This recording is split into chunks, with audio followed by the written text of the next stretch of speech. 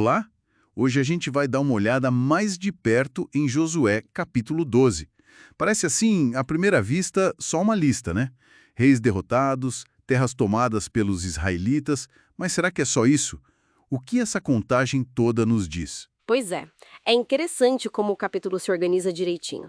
Tem uma divisão clara, né? Primeiro, o que aconteceu a leste do Rio Jordão, ainda com Moisés.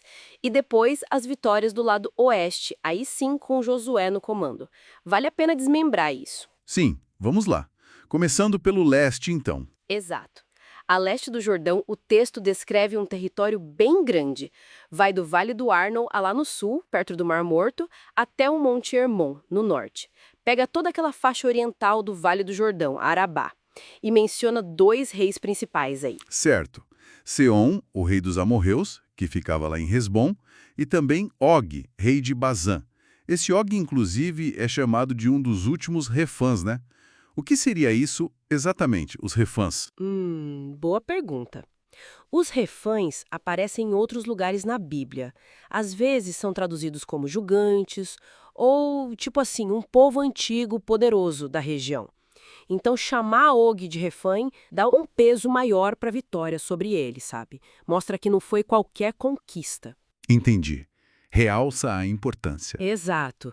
E o território desses dois reis era considerável. O de Seom ia do meio do Arno até o rio Jaboque. Pegava metade de Gileade, a Arabá Oriental ali do Mar da Galileia até o Mar Morto. Já o Og dominava o Hermon, Salcá, toda a Bazã e a outra metade de Gileade. Era terra, viu? Muita terra. E o texto faz questão de dizer que essas terras a leste, conquistadas por Moisés, foram dadas para as tribos de Ruben, Gade e para meia tribo de Manassés. Sim, funciona como um registro inicial da posse, né? Antes da grande divisão que vem depois no livro. Já mostra as promessas começando a se cumprir ali. Faz sentido? Um tipo de prelúdio. Isso, agora, quando a gente cruza do Jordão para o lado oeste. Aí a liderança já muda. É Josué quem comanda. E a lista de reis derrotados ali também cobre uma área bem grande. Vai de Baal-Gade, lá no Vale do Líbano, ao norte, até o Monte Alaque, que sobe na direção de Seire, mais ao sul. É uma extensão e tanto. E o texto é bem específico sobre a geografia, né? Fala da região montanhosa, da Cefelá, que são aquelas planícies onduladas, férteis, da Arabá, perto do Jordão, das encostas, do deserto, do Négueb. E não só a geografia, mas os povos, heteus, amorreus, cananeus, ferezeus, évios, jebuseus, pintam um quadro bem complexo da terra. Nossa, e a lista de reis do lado oeste é longa. São 31, né? O texto dá um número exato no final.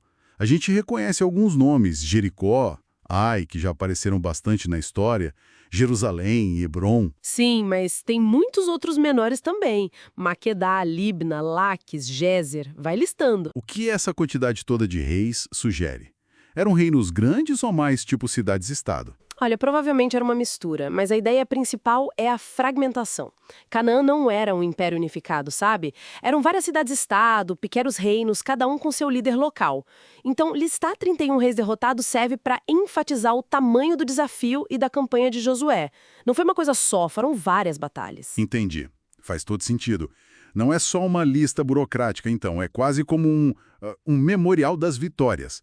Mostra a extensão do que foi conquistado ou pelo menos reivindicado por Josué e Israel ali, desde cidades conhecidas até lugares como Debir, Adulão, Megido, até Tirza no final. Exatamente. A contagem final, 31 reis, fecha essa sessão com chave de ouro, digamos assim. Então Josué 12 funciona como um resumo mesmo, um inventário que consolida tudo o que foi narrado antes sobre as conquistas militares. Perfeito, é uma espécie de balanço final da campanha militar. E essa precisão toda, tanto a leste quanto a oeste, tem um propósito claro.